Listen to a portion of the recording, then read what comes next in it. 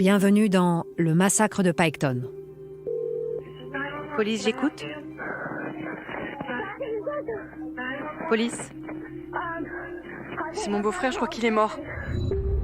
C'était un crime abominable. Il y a du sang partout dans la maison.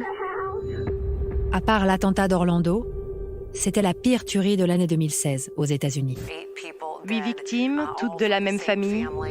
Et ça allait devenir la plus grande enquête criminelle de l'histoire de l'Ohio. Le shérif du comté de Pike a tout de suite réclamé l'aide du gouvernement. Dans la matinée du 22 avril 2016, 8 membres de la famille Rodden ont été sauvagement assassinés. Ils ont tous été exécutés sommairement chez eux. 8 meurtres, 32 blessures par balle, 3 enfants épargnés sur les scènes de crime. Vous écoutez Le Massacre de Piketon, un podcast Énergie et iHeart Podcast.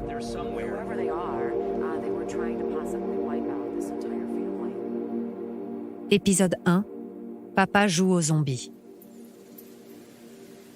Piketon est une petite bourgade rurale de l'Ohio, à une centaine de kilomètres au sud de Columbus. Elle compte environ 2500 habitants et, à en croire les gens qui vivent là, c'est une communauté très soudée. Tout le monde s'entraide, comme une grande famille.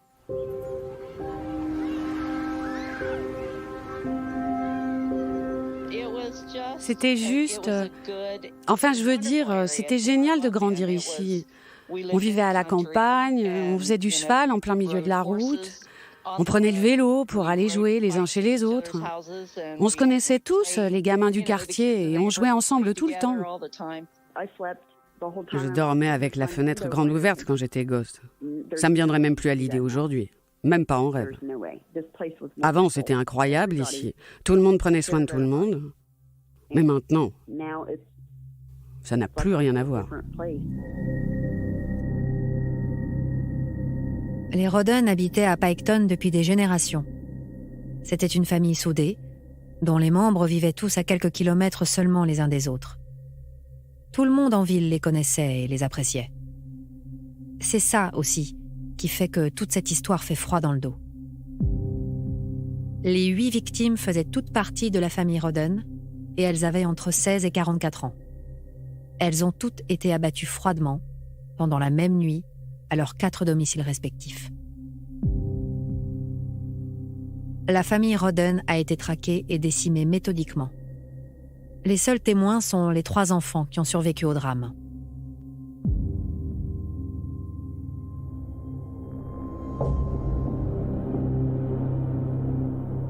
Je suis Courtney Armstrong. Depuis l'enquête, avec mon équipe, on n'arrête pas de penser à cette histoire. Certains des coupables présumés vont bientôt passer devant les tribunaux, où de nouvelles révélations sont attendues. À première vue, ce 22 avril 2016 était une journée de printemps, tout ce qu'il y a de plus normal dans le comté de Pike. Mais en réalité, un drame terrible se jouait dans l'ombre. Voici le témoignage de Barbara, une habitante de Piketon. J'oublierai jamais cette journée. J'étais passée au lycée pour récupérer Brittany parce que je devais l'emmener à un rendez-vous. Et quand je suis arrivée, il y avait une télé allumée et tout le monde était scotché devant. Et moi, j'étais là, mais il se passe quoi ici ? Et la secrétaire me répond, « Mon Dieu, il y a eu une fusillade, il y a 6 personnes qui sont mortes. » Et ensuite, elle rajoute, « En plus, on est très inquiets. Le petit Chris Rodden n'est pas venu ce matin, on se dit que peut-être lui aussi. » Tout le monde était sous le choc. Et le jeune Chris, comme au départ, la police ne le trouvait pas, ils se sont demandé si ça pouvait pas être lui le coupable.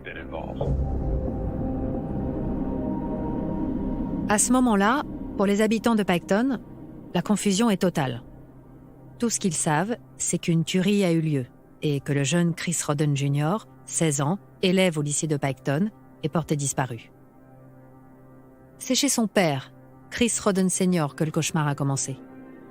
Chris Rodden Sr., pour tout le monde, c'est quelqu'un de formidable, qui travaille dur.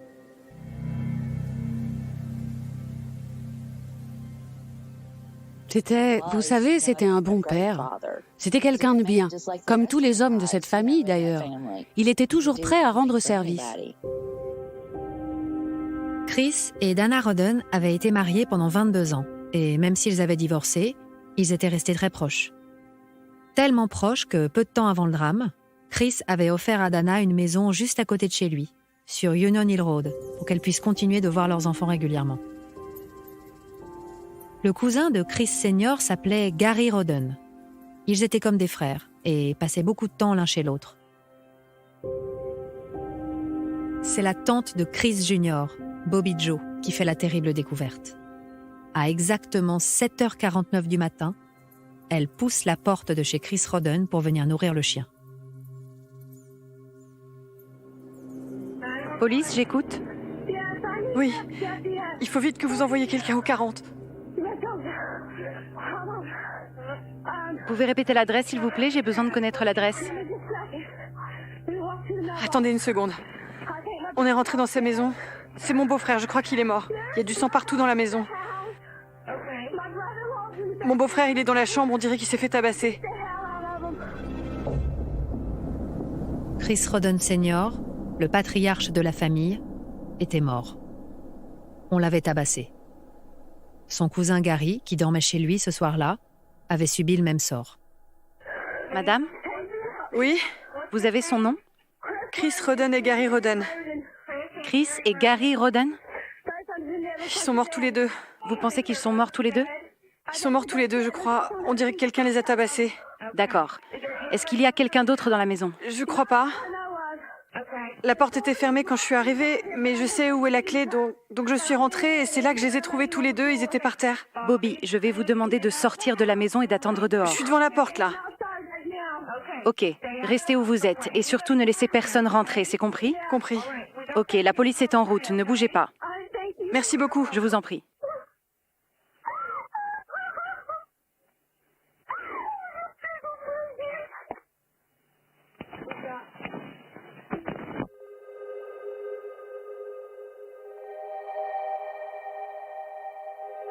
D'après l'équipe dépêchée sur place, Christopher Rodden, 40 ans, est la seule des victimes à être blessée ailleurs qu'à la tête. Son corps portait des traces de blessures par balle à la tête, au torse, aux bras et aux jambes. Dès qu'on a vu la nouvelle, les premiers flash infos, les premiers emails, les reportages, j'ai compris. On a tous vite compris qu'il s'était passé un truc grave.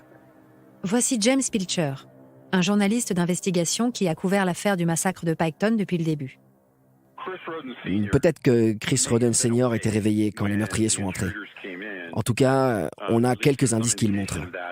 En tout, il a pris 9 balles. Et il y en a une qui a traversé son avant-bras. Donc, selon moi, il a dû lever les mains pour se protéger.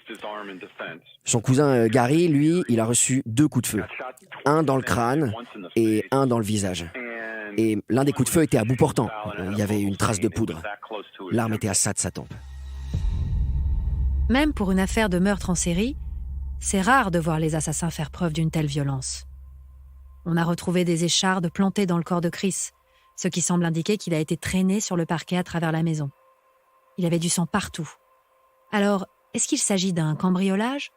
D'un tueur en série ou d'un fou qui passait là, par hasard? Et si ce n'est pas la dernière option? Pourquoi ces 2 hommes en particulier ont été pris pour cible? Pour essayer d'en savoir plus, je suis allée interroger Mike Allen, un avocat basé dans l'Ohio. Est-ce que vous pouvez nous parler des scènes de crime, concrètement? D'après le rapport des légistes, on pense que Chris Senior était réveillé au moment des faits. Il s'est retrouvé face à au moins une personne armée d'un pistolet, qui lui a tiré dessus à 9 reprises. En voulant se défendre, il a pris une balle dans l'avant-bras qui lui a fracassé l'os. Toujours d'après ce rapport, il a aussi été frappé à la joue et dans le torse. Et puis, il y a son cousin Gary, ils sont tous plus ou moins de la même famille. Lui, il s'est fait tirer dessus à 2 reprises. Une fois dans le crâne et une fois au niveau du visage. Apparemment, pour la deuxième blessure, l'assassin a appuyé le canon de son arme contre la tempe de Gary. Les légistes ont retrouvé des traces de poudre autour de la plaie. C'est le genre de détail qui ne laisse pas trop de place au doute. à mon avis. C'est sûr que les meurtres étaient prémédités. Le tueur voulait faire passer un message à quelqu'un. Cette trace de poudre, j'arrête pas d'y penser. Il a tiré à bout portant. Donc, ils ont dû se regarder droit dans les yeux, non? D'après vous, c'est quelque chose que les enquêteurs devraient prendre en compte? Je pense que c'est important. Oui. Le tueur devait être tout près, à quelques centimètres seulement. Il devait se tenir juste au-dessus de sa victime. Et pour moi, ça veut dire, surtout avec autant de coups de feu, c'est clair que le tueur voulait faire passer un message. C'est sûr. C'était personnel. C'était une affaire personnelle.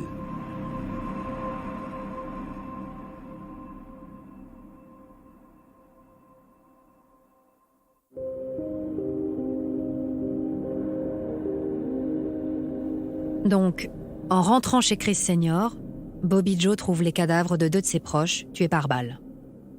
Comme la police tarde à venir et qu'elle n'en peut plus d'attendre, elle décide de se rendre chez son neveu Frankie, qui habite juste à côté. Elle a besoin de son aide et il faut qu'elle lui dise ce qui est arrivé à son père et à son oncle. Frankie est le fils aîné de Chris Senior et de Dana. À 20 ans, il est père de 2 enfants, Brentley, 3 ans, et le petit Ruger, qui n'a que 6 mois. Comme ses parents, Frankie travaille dur. Il aime la pêche, la chasse et les courses de voiture. Mais par-dessus tout, il aime sa famille et sa fiancée, Anna Gilly, qui a 19 ans. Anna vient d'être élue la plus belle de sa promo au lycée, et elle a dit à ses amis qu'elle allait étudier à l'université l'année prochaine. Elle rêve d'entrer en école de commerce et, une fois son diplôme en poche, elle veut ouvrir une crèche. Frankie et Anna voulaient plein d'enfants. Ils avaient la vie devant eux. La petite famille habitait aussi sur Union Hill Road, à 2 pas de chez Chris Senior. Ils avaient hâte de se marier, et le plus tôt possible. Voici Jeff Winkler, journaliste, qui nous raconte ce qu'il a pu reconstituer des événements de cette nuit-là. Donc, après avoir prévenu la police, Bobby Joe est allé chez Frankie, c'était juste à côté. Mais celui qui est venu lui ouvrir, c'est son fils de 3 ans, Brentley. Et comme ça a été rapporté dans les journaux, Brentley était couvert de sang. Le pauvre gosse n'avait que 3 ans à l'époque, alors il ne comprenait pas vraiment ce qui se passait. Donc, il a dit à sa tante que son papa était en train de jouer aux zombies dans sa chambre. La famille était fan de la série Walking Dead. Pour lui, il était juste avec son père, à l'intérieur, en train de jouer aux zombies. C'est juste déchirant. Bobby prend son neveu par la main et elle entre dans la maison. Elle y découvre 2 victimes de plus. Frankie, tué de 3 balles dans la tête, et sa fiancée, Anna Gilly, qui en a reçu 5, dont une dans l'œil gauche. Ils étaient encore étendus dans leur lit, avec leur bébé de 6 mois dans les bras. Par chance, le nouveau-né, lui, a été épargné. Il est 8h du matin en ce funeste 22 avril et Bobby Joe prend son téléphone pour appeler son frère James. Elle est dévastée par l'horreur de ce qu'elle vient de découvrir. 2 scènes de crime, 4 victimes, 20 blessures par balle et 2 jeunes enfants épargnés.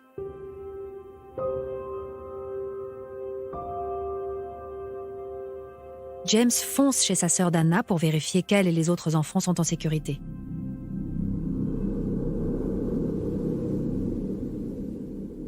Dana Roden est infirmière, et tous ceux qui la connaissent s'accordent à dire que c'est quelqu'un de très serviable et qu'elle a toujours le sourire. Avec Chris Roden Senior, ils s'étaient rencontrés au lycée, et ça avait été le coup de foudre. Même après leur divorce, 22 ans plus tard, ils sont restés très proches. Ensemble, ils ont eu 3 beaux enfants, Frankie, Anna May et Chris Jr. C'était un rayon de soleil, toujours le sourire, toujours le mot pour rire. Vraiment, c'était une femme en or. Elle m'avait écrit pour me dire « Je suis grand-mère, j'ai une petite fille. » Et je lui ai répondu « Félicitations, elle est magnifique. » Et qu'est-ce qu'elle a choisi comme prénom, Anna May? Et elle m'a dit « Kylie May. » Et je lui ai répondu « C'est très joli. » C'est la dernière fois que j'ai parlé à Dana. Ce mois d'avril 2016 s'annonçait absolument radieux pour Dana, puisque 5 jours avant, sa fille Anna May avait donné naissance à son 2e enfant. Quelques semaines plus tôt, elles avaient organisé ensemble une grande fête pour célébrer la venue du nouveau-né. Sur les photos de l'événement, tout le monde a le sourire. Mais quand James pousse la porte de la maison de sa sœur Dana, tout ce qu'il trouve, c'est une nouvelle scène d'horreur. Dana et Anna May, sa fille de 19 ans, sont mortes, elles aussi. Comme le reste de la famille, elles ont été exécutées à bout portant. Dana a reçu 3 balles au niveau de la tempe droite et 1 dans le menton. Anna, 2 balles dans la tête, allongée dans son lit avec la petite Kylie May, âgée d'à peine 5 jours et miraculeusement épargnée. Par chance, Sophia, la fille aînée d'Anna, qui avait 2 ans à l'époque, n'était pas à la maison au moment du crime. Quant au 3e fils de Dana, Chris Jr., qui était encore au lycée, personne ne savait où il se trouvait. Souvenez-vous, tout le personnel de l'établissement était mort d'inquiétude et le cherchait partout. La police s'est immédiatement mise à sa recherche et il leur a fallu plusieurs heures pour retrouver sa trace. Mais ils ont fini par le retrouver dans la maison de Dana, non loin de sa sœur, le crâne perforé par 4 balles. Le macabre des contes se poursuit. 7 morts, 31 blessures par balle et 3 enfants retrouvés vivants sur les lieux des meurtres. Toute la ville de Piketon a été secouée par ces crimes abominables. Du jour au lendemain, cette petite bourgade paisible et sans histoire de l'Amérique profonde est devenue le théâtre de l'une des enquêtes les plus complexes jamais menées sur le sol des États-Unis. Quand la tourmente est retombée, 2 familles étaient détruites pour toujours et la petite ville était changée à tout jamais. C'est en lisant l'article de Jeff Winkler, qui résume toute l'histoire, que nous avons commencé à nous intéresser à cette affaire. Nous sommes allés lui poser quelques questions. Je suis écrivain et journaliste. Je me déplace beaucoup, je couvre des événements qui se passent loin des côtes du pays. Pour l'affaire Roden, je me souviens avoir vu des images en 2016. C'était en direct à la télé. Ils avaient même un hélicoptère qui survolait la zone. On se serait cru dans un de ces vieux romans policiers. Je me suis tout de suite dit qu'il fallait que j'aille voir ce qui se passait là-bas. C'est un crime aussi complexe que sordide parce que toutes les victimes, sauf une, ont été retrouvées le long de la même route à Piketon. Elles ont toutes été tuées la même nuit et de la même façon. Plusieurs balles en pleine tête. Tous ces gens ont été éliminés très méthodiquement. Revoici Mike Allen, ancien procureur et juge qui exerce maintenant comme avocat.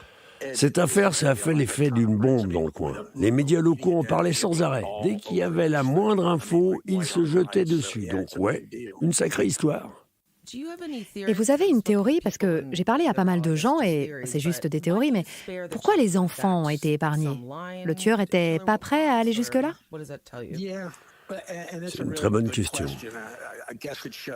Je pense que ça veut dire, enfin, peut-être, que le tueur voulait montrer qu'il lui restait un peu d'humanité, qu'il refusait de tuer des enfants. C'est une maigre consolation, je suis d'accord. J'imagine qu'il avait un genre de code d'honneur ou je ne sais pas quoi, qu'il a décidé d'épargner les enfants. Malgré la violence de ces meurtres, il n'a pas pu se résoudre à s'en prendre à des gamins, surtout aussi jeunes.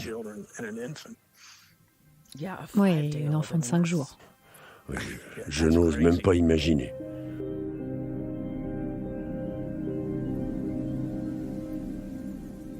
Près de 7 heures après la découverte des premiers corps, à 13h26 ce fameux 22 avril, la petite ville sans histoire de Piketon allait être secouée une nouvelle fois par une dernière découverte macabre. Police, je peux vous aider? Oui, il faut vite envoyer quelqu'un au 799 Bluff Road. Ok, C'est toute cette histoire à la télé. Je viens de trouver mon cousin, il s'est pris une balle. Ok. Est-ce qu'il est vivant? Non. Ok. Je suis au bord de la route. Je les Quel est attends. votre nom, monsieur? Donald Stone. Donald Stone? Donald Stone. Oui, c'est mon cousin. Et son nom à lui? Kenneth Roden. Kenneth Roden? Oui. Très bien. Vous êtes toujours dans la maison? Non, je suis dehors. J'étais passé chez lui pour vérifier s'il allait bien et j'arrive et je vois qu'il s'est pris une balle. D'accord, monsieur. On vous envoie quelqu'un. Faites attention à vous, ok?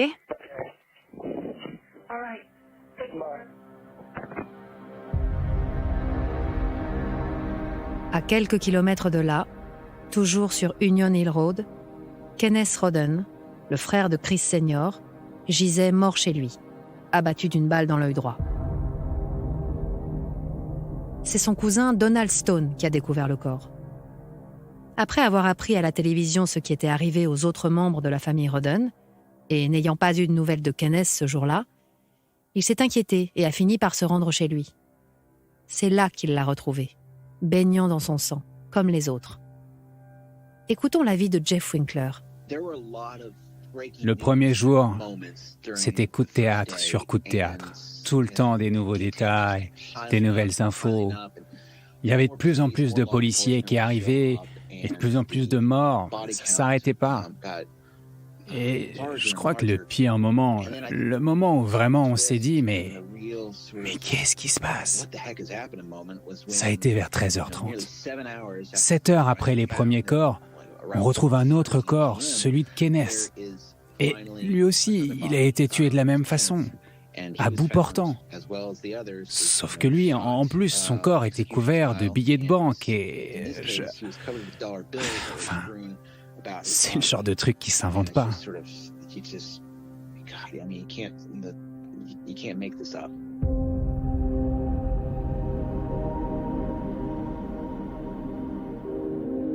Quand les noms des 8 victimes ont été rendus publics, un vent de panique a soufflé sur Piketon.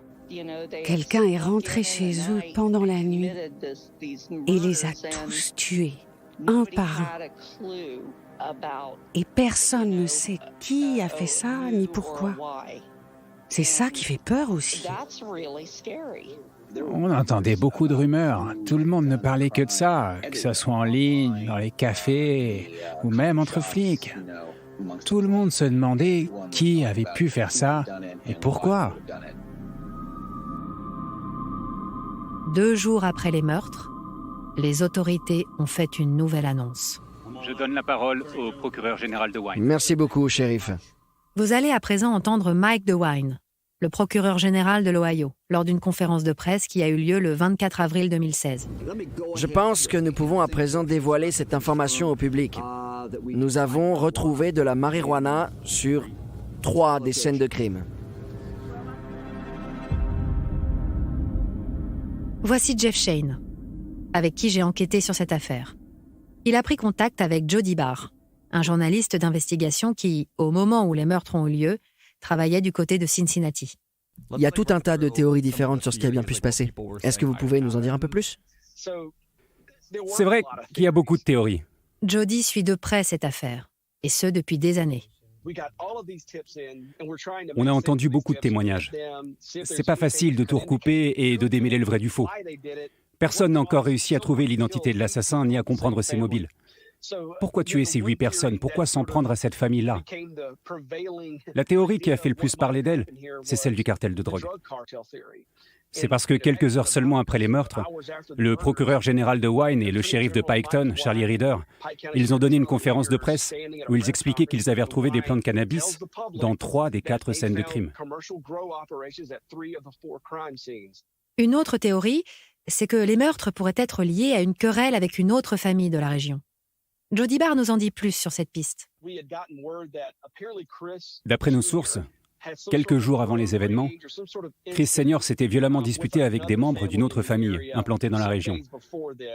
Il y avait eu des échanges de messages sur les réseaux sociaux notamment, qui auraient pu pointer un mobile possible. C'était l'une des théories quand je suis arrivé sur les lieux.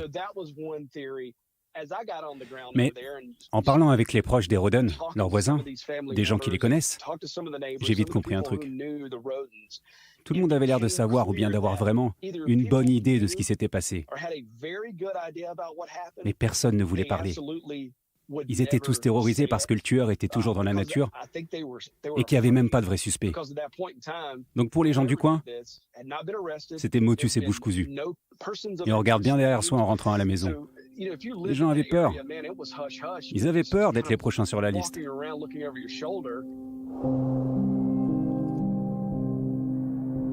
Revoici Jeff Winkler. La majorité des gens pensaient qu'il y avait un lien avec le trafic de drogue, vu que les Roden faisaient pousser de la marijuana. Est-ce que c'était un coup d'une famille rivale?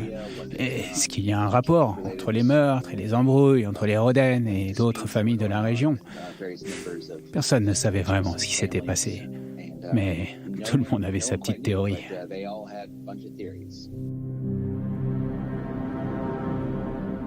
Tous les habitants de Piketon vivaient dans la peur, et les enquêteurs travaillaient d'arrache-pied pour retrouver le ou les coupables et les amener devant la justice. Mike DeWine. Bon, on n'est pas exactement amis, mais je le connais bien. C'est quelqu'un de très professionnel. C'était un très bon procureur. C'est ça qui lui a permis de rentrer en politique ensuite. Donc, il a géré cette affaire comme un pro. Et ils avaient bien besoin de son aide. Ça, je peux vous le dire. C'est pas le shérif et ses hommes qui auraient pu gérer cette affaire. C'est pas pour leur jeter la pierre, hein. Mais ils ont juste pas les ressources pour s'occuper d'une affaire comme ça. Dans les conférences de presse, le shérif Reader disait aux gens de prendre leurs précautions. Il leur conseillait d'avoir des armes à feu sous la main pour se protéger, au cas où le tueur reviendrait. Dans une petite ville comme ça, et vu l'horreur des meurtres, je ne peux pas dire que c'était un mauvais conseil. Bien sûr, il fallait que ce soit fait dans les règles, avec un permis de port d'armes. Mais les gens ne comprenaient pas ce qui se passait là-bas. Je veux dire, on entendait des tas de théories. Et puis, c'est la campagne ici. Moi-même, si j'avais vécu là-bas et que j'avais eu un permis de port d'armes en règle, honnêtement, j'aurais pas hésité.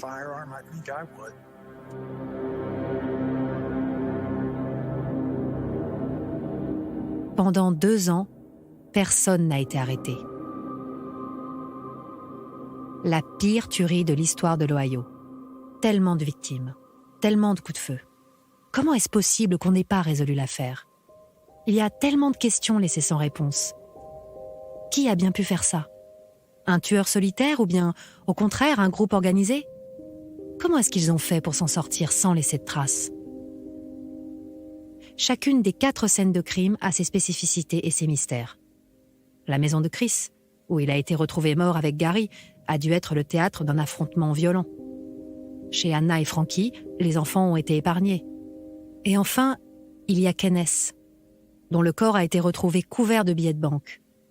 Toutes les victimes ont été abattues à bout portant. Les Roden ont donc vu là où les personnes qui les ont tuées avant de mourir. Comment se fait-il que personne n'ait rien entendu? Et qui seront les prochains? Et puis, 2 ans plus tard, le 13 novembre 2018... Bonjour à tous. Il y a enfin eu du nouveau dans cette affaire. Nous avions promis qu'un jour, des suspects seraient appréhendés dans l'affaire du massacre de Piketon. Vous écoutez un enregistrement d'une conférence de presse donnée par Mike DeWine, à l'époque procureur général de l'Ohio. Hier, le jury d'accusation a mis en examen 4 individus pour meurtre avec préméditation. Ils encourent la peine de mort s'ils sont reconnus coupables de ces meurtres brutaux, cruels, perpétrés de sang-froid.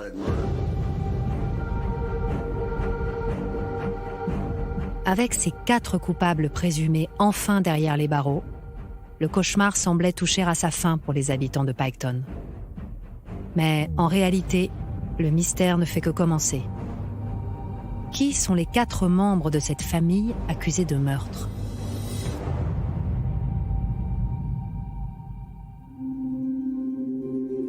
C'était le premier épisode du massacre de Piketon, un podcast Énergie et iHeart Podcast. Mise en son par Nicolas Mollet, produit avec l'Acme Productions. Avec les voix de Blanche Leleu, Sylvain Sounier, Sophie Fogarassi, Quentin Gouverneur, Cécilia Anseux, Marc Segala et Odja Lorca.